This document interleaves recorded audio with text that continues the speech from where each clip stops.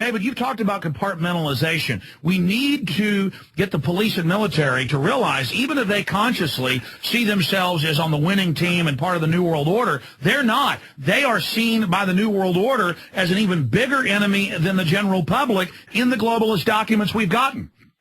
This is a point I think is very important to stress to those in uniform and to those in the dark suits in government who are serving this system while not actually instigating it, they're serving it.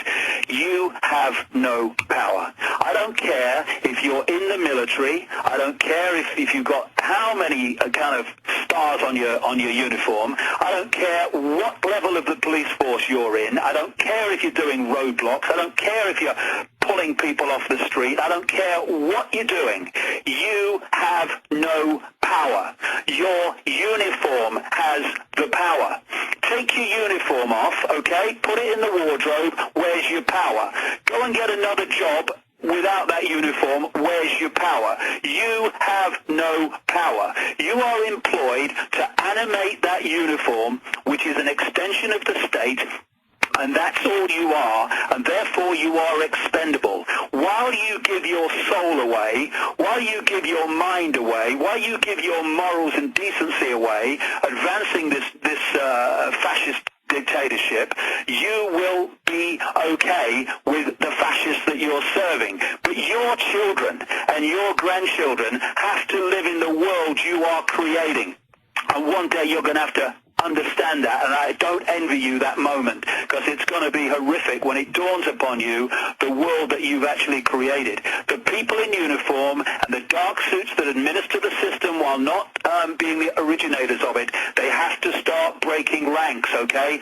Get some backbone, open your mind, look at what's going on, and get some freaking backbone before you administer and impose and enforce a world that will be grotesque for your children and grandchildren. In fact, not even that, for yourself. Eventually. Yeah, you're not going to have to wait now for your kids to be destroyed. No, you're not, absolutely.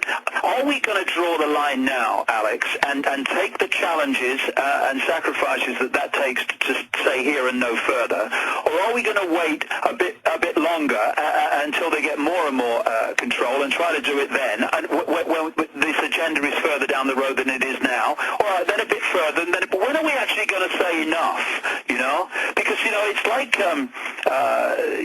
that famous phrase by the Christian pastor after Nazi Germany. First they came for the Jews, and I was not a Jew, so I did nothing. Then they came for the trade unionists. I was not a trade unionist, so I did nothing. Then they came for the communists. I was not a communist, so I did nothing. You know, this is about all of us. It's not about one group of people, one income bracket, one race, one religion. These are all fault lines for engineered divide and rule. The target is all of us. So all of us need to come together, put our hands together, put our minds together, and say here and no further. When we stop cooperating with the system cannot operate. They cannot operate the system without our acquiescence. We must stop acquiescing, and we must do it now. Human race, get off your knees. We have been there for long enough. No more.